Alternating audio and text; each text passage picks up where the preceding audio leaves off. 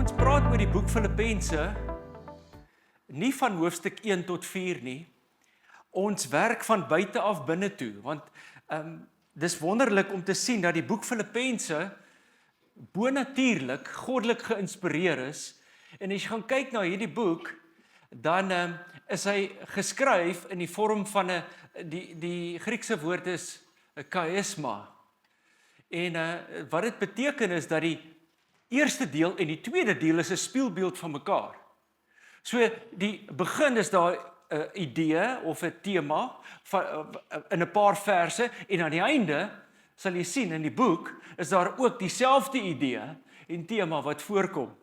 En dan soos jy middel toe werk, is dit 'n spieelbeeld van mekaar. En dan reg in die middel is die tema, die hooftema van hierdie boek. So ons het so van buite af begin werk dan die verskillende en ons kyk na die verskillende afdelings en ons werk na die middel toe. En vandag trek ons nou by 'n baie belangrike deel en dis die D-afdeling. Paulus het die brief geskryf. Die brief aan die Filippense. Geïnspireerd deur die Gees het hy hierdie brief geskryf 10 jaar nadat hy die gemeente geplant het. 10 jaar nadat Paulus op sy tweede sendingreis die kerk geplant het in die dorp Filippi, het hy vanuit Rome, terwyl hy onder huisarrest was, hierdie brief aan hulle geskryf. Nou verlede week het ons gesels oor Paulus se bemoedigende woorde. Hy het hulle aangemoedig, hierdie gemeente, in hierdie brief, veral omdat hulle deur moeilike tye gegaan het. Hy het hulle aangemoedig en hy sê nogal vir hulle, julle moet my voorbeeld volg, 'n voorbeeld van iemand wat vrede het tydens moeilike tye. Wie van julle het al bonatuurlike vrede ervaar tydens moeilike tye? It's amazing, nee, hoe God ons versterk en bemoedig. En hy sê vir julle, hy sê vir hierdie kerk, ouens, hierdie vrede wat ek het, ek moedig julle aan om dit te koester. Dit kom van God af, selfs in moeilike tye. In hoofstuk 4 gee hy vir hulle stappe om te volg, om hierdie vrede te ontvang, en die regte denke ook, en hoe om dit te behou. Hierdie vrede wat alle verstand te bowe gaan, veral wanneer ons deur beproewing gaan. Maar die belangrike ding om te onthou is dat ons lewens moet op Jesus gesentreer wees. Wanneer ons lewens gefokus is op hom, kan ons innerlike vrede en die regte denke ervaar tydens moeilike tye. Die regte denke ervaar tydens moeilike tye. Want soms, dis nie altyd so maklik om daai negatiewe denke stil te maak tydens moeilike tye nie, nee. Daai negatiewe denke wat so maal in jou kop, wanneer jy in die storm is, deur moeilike tye. Maar daar is 'n manier om dit te doen. En Paulus gee vir ons die stappe, wat ons kan volg, wat ons gaan help om goeie denke te koester. Goddelike denke. Skriftuurlike denke te hê, wanneer ons deur moeilike tye gaan. So, vandag kyk ons na 'n deel in hoofstuk 1, en so 'n bietjie in die begin van hoofstuk 2, en dit word weer herhaal later in hoofstuk 4 in die boek Filippense. En dit het dieselfde tema. En Paulus daag ons uit. Hy sê, staan vas, wees eensgesind en hanteer konflik op die regte manier. Hierdie twee D-afdelings loop parallel. En albei is 'n oproep vir ons en ook vir die gemeente om standvastig te wees. Om saam te stry. Dis goed om te weet, jy het medegelowiges wat saam jou stry, wanneer jy deur moeilike tye gaan. Hy moedig hulle aan, hy sê, ouens, julle moet 'n eenheid hê, julle moet eensgesind wees. Julle moet dieselfde gesindheid hê, en julle moet konflik op die regte manier hanteer. En hy sê 'n belangrike ding, julle moet ander hoër ag as julle self. Moenie net aan julle self dink nie. En dan sê Paulus ook daar dat, wanneer julle eensgesind is, dan maak dit my bly. Dit maak my opgewonde om dit te hoor. Paulus sê dat as hulle leer om die lewe saam te doen, maak dit hom opgewonde. Is nie nodig as jy verskil van iemand om die kerk te verdeel nie. Hy sê vir hulle ouens, daar is van julle wat verskil van mekaar. Dis nie nodig nie, julle kan nog steeds 'n eenheid vorm en werk deur hierdie dinge en wees eensgesind. Dit maak my bly as julle eensgesind is. Nou hierdie herhalings daar in hoofstuk 1 en in hoofstuk 4 is nie toevallig nie. Paulus wil wys dat sy voorbeeld en optrede 'n patroon is wat hulle kan navolg. So, hoe hanteer ons moeilike omstandighede met vreugde? Hoe doen ons dit? Ons gaan nou 'n bietjie praat oor een van die bekendste versies in die boek. Verbly jou in die Here. Ek herhaal, verbly julle in die Here.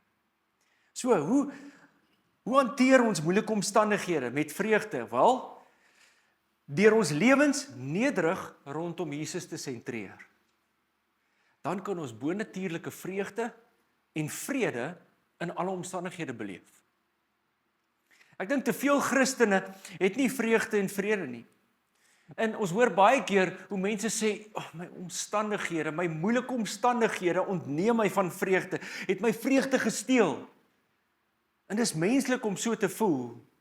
Maar ouens, moenie toelaat dat jou omstandighede bepaal hoe jy voel nie. Moenie toelaat dat jou omstandighede jou gesindheid hanteer of beheer nie. Moenie toelaat dat die lewe jou beheer en jou bitter maak nie. Maar goed, kom ons kyk gou daar.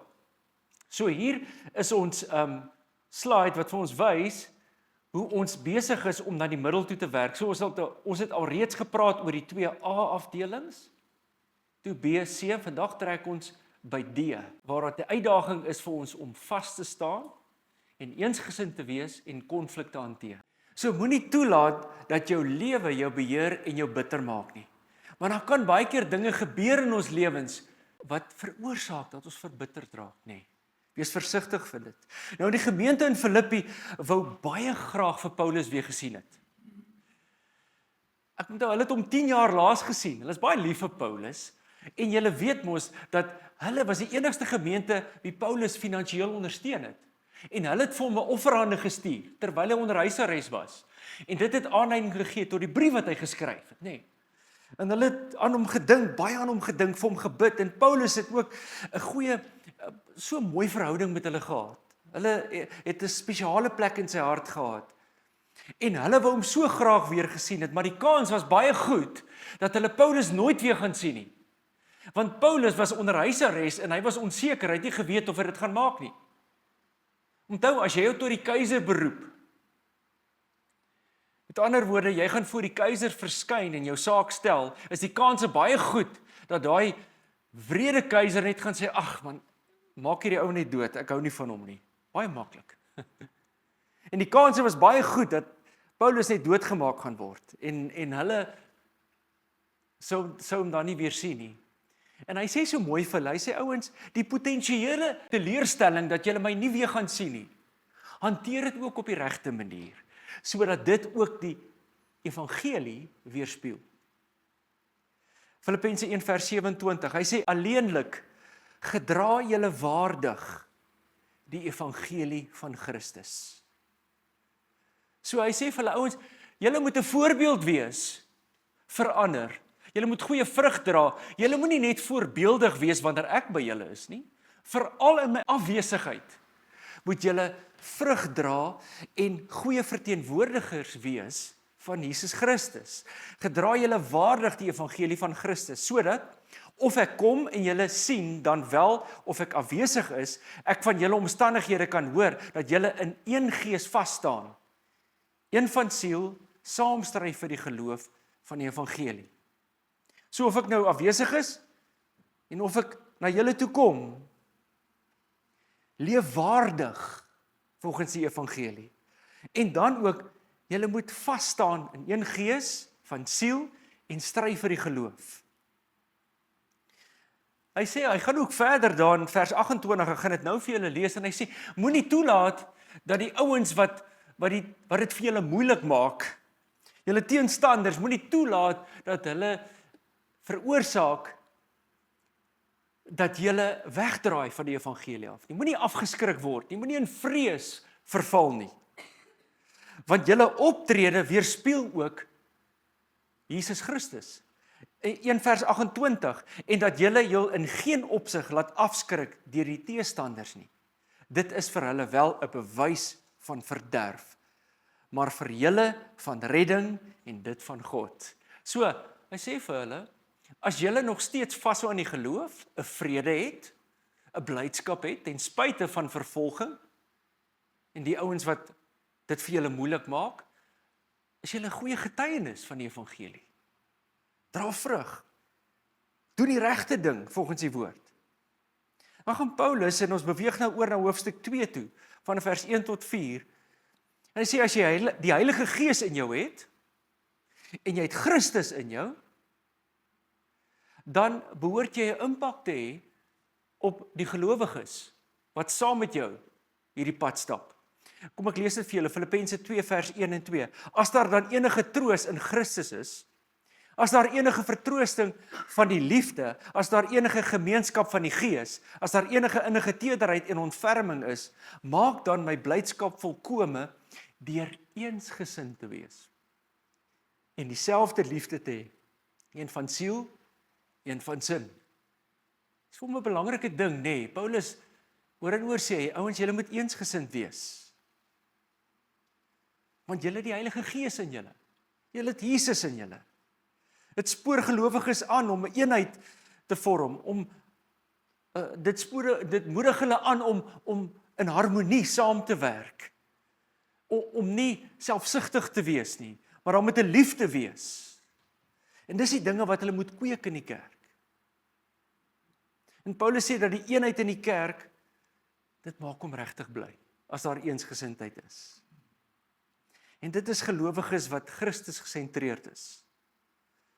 En dat hulle op dit fokus. Gelowiges wat 'n opregte toegeneentheid vir mekaar het en 'n liefde vir God en die evangelie. Hulle gee om vir mekaar. Hulle het 'n liefde in hulle harte wat hulle koester teenoor mekaar.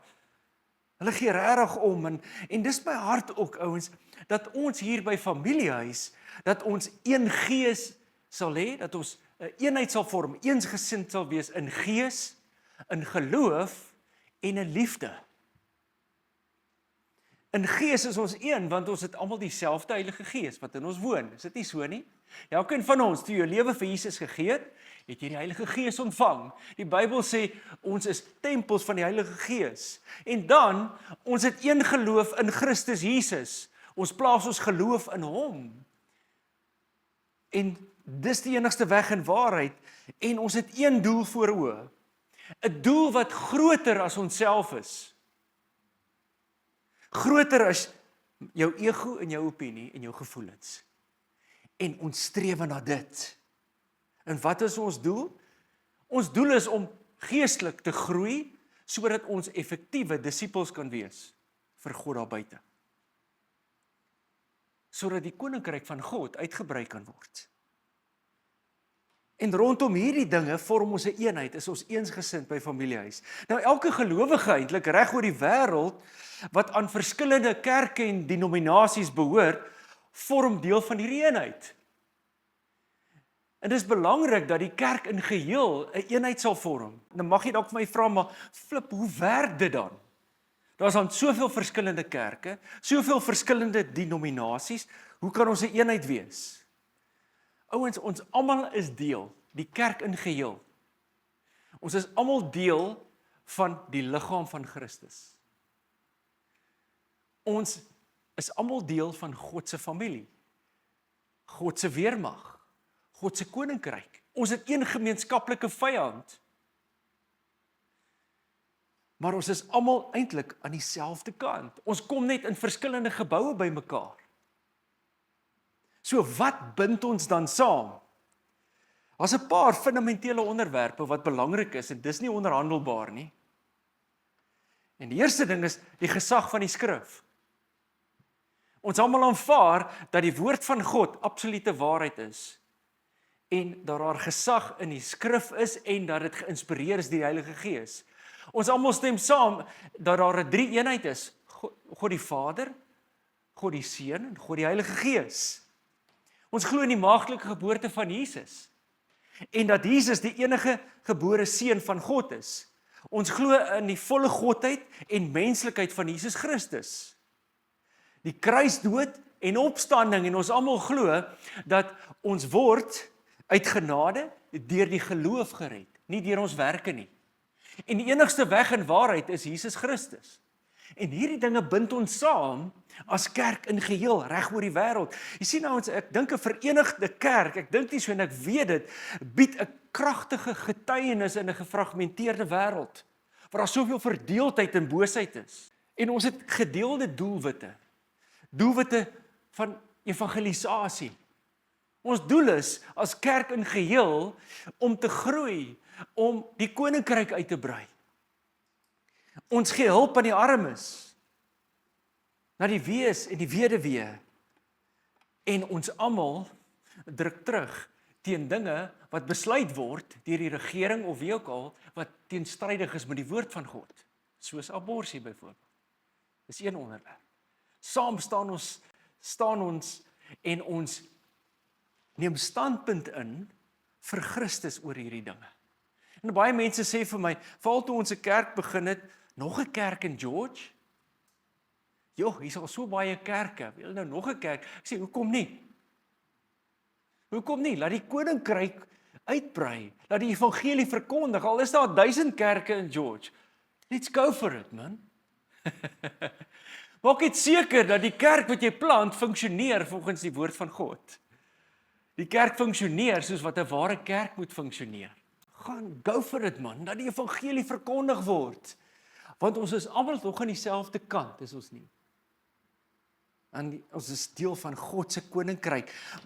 Maar dit is belangrik dat die kerk in geheel ook oor hierdie dinge 'n eenheid sal vorm, dat ons saam sal staan, want ons is die liggaam van Christus. Ons verskil dalk in 'n paar dinge, soos die styl van aanbidding. Party ouens hou daarvan om hande te klap en op en af te spring. Anders hou meer van 'n gewyde styl en hulle sing uit boekies uit. Anders hou van 'n orkes, ander hou meer van net 'n orgel. En dis fyn, ons style verskil. Kerkstrukture mag dalk verskil, interpretasies oor profeseë mag dalk verskil, dogmaties verskil ons oor die eindtye. En die fokus van gemeentes verskil ook. Hulle aanslag verskil van mekaar. Sommige kerke is evangelisties baie sterk.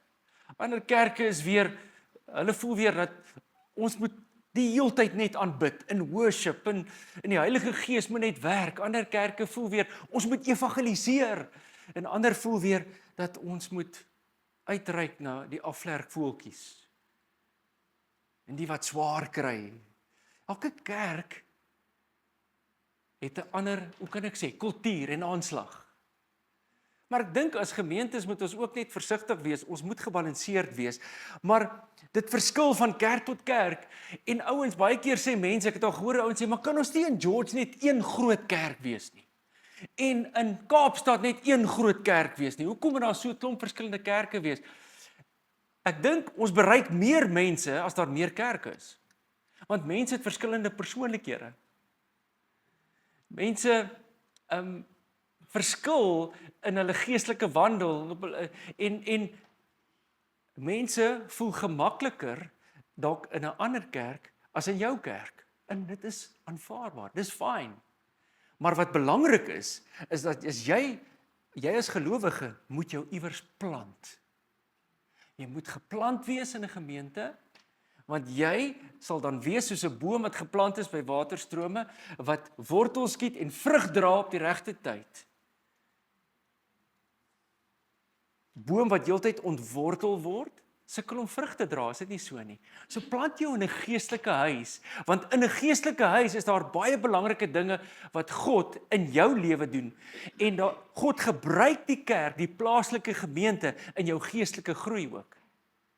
En jy leer dinge soos lojaliteit, getrouheid. Jou karakter word gebou. Dit is belangrik dat jy geplant sal wees in 'n geestelike huis. So, om praktiese eenheid te bereik, vereis dit nederigheid. Ons moet nederig wees, sagmoedigheid en ons moet geduld met mekaar hê. Ons moet bereid wees om van ander se perspektiewe te leer. Ek leer baie by ander kerke. Een keer 'n maand kom daar, het ons 'n fraternal in George, kom die verskillende kerke se predikante by mekaar en ons kuier en ons fellowship. En ek leer baie by die ouens. Ons bemoedig mekaar, ons versterk mekaar, en ons bid vir mekaar. Ons deel frustrasies en ons ondersteun mekaar. Maar dit is belangrik, ouens, dat ons as kerk in geheel ook 'n eenheid wees. En dan ook moet ons leer om instemmend te verskil. Sometimes we agree to disagree in love. And it's fine. Ons kan nie oor alles saamstem nie. Jesus self het gesê, Johannes 17 vers 21, hy het gebid eintlik. Hy sê dat almal een mag wees, net soos U, Vader, in my en ek in U. Dat hulle ook in ons een mag wees, sodat die wêreld kan glo dat U my gestuur het. Ouens, as die kerk in liefde saam funksioneer, is dit 'n goeie getuienis vir die wêreld daar buite. So kom ons kom terug na ons brief toe. So, hoe hou ons hierdie eenheid in die kerk? Hoe behou ons dit? En hierdie volgende 2 verse is veral baie relevant tot die huwelik ook. En julle gaan nou almal, julle wat getroud is, sal met my saamstem. Kom ek lees dit vir julle. Filippense 2 vers 3 en 4. Moenie iets doen uit selfsug of uit ydelle eer nie. Maar in nederigheid moet die een die ander hoër ag as homself. Julle moenie elkeen na sy eie belange omsien nie, maar elkeen ook na die ander se. En dit is so belangrik vir ons as gelowiges, dat ons hierdie gesindheid sal openbaar. Jy weet, ons kom saam, ons aanbid, en die hoofrede hoekom ons vandag by mekaar gekom het, is om Jesus te vier. En ons staan, ons steek ons hande op en ons aanbid Jesus. Ons aanbid die een wat die beste voorbeeld nog ooit was van 'n ware diensknegt. Hy het self gesê, ek het nie gekom om gedien te word nie, maar om te dien. Mag die Here ons help dat ons ook hierdie gesindheid openbaar, want ons raak baie keer so betrokke in ons eie lewens. Ons raak so selfgesentreerd en ons staan, ons aanbid die Jesus Christus, ek wil amper sê die ultimate diensknegt. Maar ons vergeet om diensknegte te wees. Ons vergeet van ons medemens. Ons is so betrokke in ons eie lewens, dat ons nie mekaar ondersteun en help nie. Dit is belangrik vir ons as gelowiges, dat ons sal omgee. Dat ons nooit so in ons eie lewens betrokke raak, dat dit lyk of ons nie omgee regtig nie. Dit is baie belangrik, ouens. Moenie te selfgesentreerd raak nie. Nou kom ons beweeg aan. Ons kyk nou na die tweede D-afdeling. Hier sal ons weer sien. Hier kom die uitdaging. Paulus sê, staan vas, wees eensgesind en hanteer konflik. Ons lees van hierdie tema in hoofstuk 4 vanaf vers 1 tot 4. Hy gee 'n praktiese voorbeeld deur 2 vrouens se name te noem wat nie oor die weg gekom het nie. Daar was 'n catfight gewees in die gemeente. 2 dames het verskil van mekaar. En ek veronderstel dit was tog wel 'n moeilike ene gewees. Dit was erg gewees. Jy weet, dit is seker nie lekker as jou naam opgeteken is in die bestseller of all time, dat jy in 'n rusie was met 'n ander persoon nie. Maar dit moes hanteer word. Maar voor hy dit doen, kom ons lees net gou Filippense 4 vers 1. Daarom, my geliefde broeders, na wie ek ook verlang, hy sê, my blydskap en my kroon. Dis so mooi, nee. Julle is my blydskap en my kroon. Hy sê, staan vas in die Here, geliefdes. Hy het 'n begeerte gehad, ouens ook, Paulus. Hy wou graag by hulle uitkom en vir hulle gaan kuier. En hy sê, julle bring vir my groot blydskap. En hy moedig hulle weer eens hier aan om vas te staan in die geloof.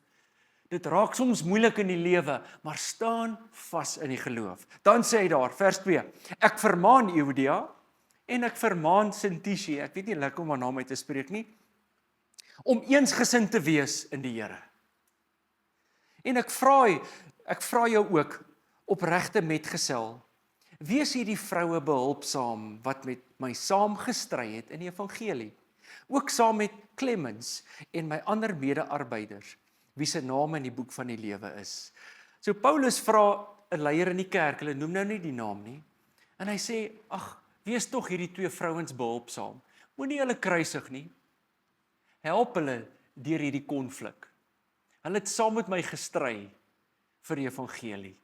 Hulle het al groot werk gedoen vir die Here in die koninkryk. Jy weet, toe ek hierdie verse lees, toe dink ek aan daai een vers in Spreuke 27 vers 17. Julle almal ken hom baie goed. Yster slyp yster. So slyp die een mens die persoon van die ander. En dis wat dit soms moeilik maak. Wanneer ons in een of ander groep saam moet funksioneer, of dit nou by die kerk is, of dit nou in die huwelik, in die gesin is, tussen vriende, by die werk is, soms slyp yster yster en dis nie altyd maklik nie. Maar hierdie vers beklemtoon die noodsaaklikheid van gemeenskap. Van groei, wederwysige groei en konstruktiewe invloed in verhoudings. Ons het 'n invloed op mekaar. En soms is dit nie lekker nie. Soms slyp ons mekaar, is daar wrywing. En dit beteken dat net soos metaalgereedskap deur wrywing met mekaar geslyp word, dat mense mekaar verbeter, ons verfyn en versterk deur daai betekenisvolle interaksie wat daar is tussen gelowiges, veral in die kerk. En dit vind plaas deur aanspreeklikheid, soms moeilike en ook uitdagende gesprekke, nê? Want wanneer hierdie konflik hanteer moet word, is dit nie altyd maklik nie, maar is belangrik dat dit hanteer word. En die doel is dat wanneer daar konflik is en dit word hanteer, ons is yster wat mekaar slyp, dan groei ons in die proses. Ons vergewe en ons beweeg aan. Dis so belangrik. Dis so belangrik. Moenie toelaat dat bitterheid jou hart oorneem nie. Moenie verbitterd raak nie. Wees versigtig vir dit. Moenie aanstoot neem nie. En ek weet baie keer maak die mense naaste aan ons baie seer. Hulle sê dinge, doen dinge wat ons affekteer. En dis nie altyd lekker nie. Ons het nie beheer oor ons gevoelens in daai opsig nie, maar jy het beheer oor hoe jy gaan optree, hoe jy gaan reageer. En al is dit nie maklik nie, kies vandag om nie aanstoot te neem nie. Moenie verbitterd word nie, maar leer om te vergewe. Sê Here, ek vergewe die persoon, ek spreek hulle vry. Die vers impliseer dat verhoudings moeite verg. Dit kos moeite. Volhoubare verhoudings kos moeite. Daar's werk wat gedoen moet word. Soms is daar ongemaklike wrywing, maar dit bou karakter. Maar hoekom is goddelike vriendskappe belangrik? Ouens, goddelike vriendskappe gee vir ons goeie perspektief. Wanneer jy in so 'n situasie is en wanneer daar konflik is, dan help dit. Gee ons soms perspektief. Dan besef jy ook as jy na jouself kyk in die proses, ek moet dalk verander in daai area van my lewe. Daar's inspraak. Goddelike vriendskappe het inspraak en ondersteuning. Ons ondersteun baie keer mekaar. En daai tipe van goed kan nie gebeur as ons onsself isoleer nie. God is 'n verhouding God. Daarom sê hy, as kerk, is een van die belangrikste dinge van kerk, is om 'n gemeenskap te vorm, om te connect met mekaar. Daar moet fellowship wees, koinonia. So die vers beklemtoon dat God mense geskep het om in gemeenskap te leef. En hierdie verhoudings gebruik God in ons lewens sodat ons geestelik groei en ook in ons karakter groei, ons persoonlikhede groei ook. Ons karakters word verander soos ons mekaar skaaf. Dan gaan hy verder, ek sluit af met hierdie 2 verse. Paulus sê ook, onthou ons, julle het nie 'n verskoning om heeldag te sulk nie. Jy het nie 'n verskoning om jouself die slagoffer te maak in elke situasie. En te sit en kla en negatief te wees nie. Hy gee hulle bevel. En hier kom seker die mees bekendste vers in Filippense 4 vers 4. Verbly julle altyd in die Here. Ek herhaal, verbly julle. Dis 'n opdrag. Hy sê verbly julle in die Here. Ek herhaal, verbly julle. Laat julle vriendelikheid aan alle mense bekend word. Die Here is naby. Die Here is naby. Daar's nie tyd om te mors nie. Daar's nie tyd om jouself jammer te kry en jouself die slagoffer te maak nie. Raak ontslaaf van jou slagoffermentaliteit. Vergewe en beweeg aan. Sê Here, wat kan ek vir U doen? U blydskap is my beskutting omdat ek in Christus is. U is in my. Ek het soveel dinge waarvoor ek dankbaar kan wees. En Paulus, onthou, hy skryf hierdie brief terwyl hy onder huisarrest was. Hy was onder huisarrest, vasgeketting aan 'n Romeinse soldaat. Nie maklike omstandighede nie. En hy skryf hierdie brief vanuit die tronk en hy beklemtoon 'n geestelike vreugde wat gewortel is in 'n verhouding met God. Is gewortel in 'n verhouding met God. Paulus wil ons baie goed laat verstaan dat ons eksterne omstandighede bepaal nie ons vreugde nie. Moenie toelaat dat jou eksterne omstandighede jou lewe se jou emosies beheer nie. Hy sê, omdat jy in Christus is, kan jy ten spyte van omstandighede triomfeer, jy kan 'n vrede hê en jy kan 'n blydskap hê. Ten spyte van omstandighede. So Paulus gee hierdie opdrag, verbly julle altyd in die Here. So, hoe verbly ons onsself in die Here? Eerstens, kweek dankbaarheid. Koester dankbaarheid, fokus op dit, fokus op die dinge wat jy reeds het. Moenie net fokus op die dinge wat jy nog nie het nie. Fokus op dit wat God al reeds vir jou gedoen het. Wees dankbaar, ouens. En soms is dit nie iets wat van self kom nie. Dankbaarheid moet ons oefen. Ons moet oefen om dankbaar te wees. En dan, bid voortdurend. Jy sal verbaas wees wat gebed in jou lewe kan doen. Wanneer jy in God se teenwoordigheid was, is dit asof hierdie engine van jou net geolie is weer en jy hanteer die lewe baie makliker. Maak seker dat jy tyd maak in die dag om in God se teenwoordigheid te wees. En dan, so belangrik, ondersoek en bepeins die skrifte. Ondersoek die skrifte. As jy voel, wow, ek is so negatief vandag en ek voel nie lekker nie, en dan is dit 'n goeie geleentheid vir jou om die skrif te neem, bepeins daai skrif wat sê, verbly jou in die Here. Ek herhaal, verbly jou. Dink daaraan, bely dit oor jou lewe. Here, dankie, U is my krag en my sterkte. U is met my. Dan die laaste een, vertrou God se soewereiniteit tydens beproewinge. Ons moet leer om oor te gee, wanneer ons deur moeilike tye gaan. Ons gee nie op nie, ons gee oor. Sê Here, ek vertrou U soewereine plan in my situasie. Ek het aan die einde van myself gekom, ek het alles probeer wat ek kon. Menslik moontlik het ek alles gedoen. En Vader, nou kom ek na U toe en ek gee oor. Ek gee hierdie saak vir U. Want ouens, God is almagtig en soewerein. Glo julle dit? Glo jy dat God in beheer is van jou lewe? Nou gee jou lewe vir hom, elke area. Laat hy dit hanteer. Die dele wat nie menslik moontlik is nie. Hy is getrou om dit te doen. En berus by dit wat God doen. Aanvaar God se besluit op die ou ende in jou situasie. Wat sê die woord? Alles werk ten goeie mee vir hulle wat hom liefhet.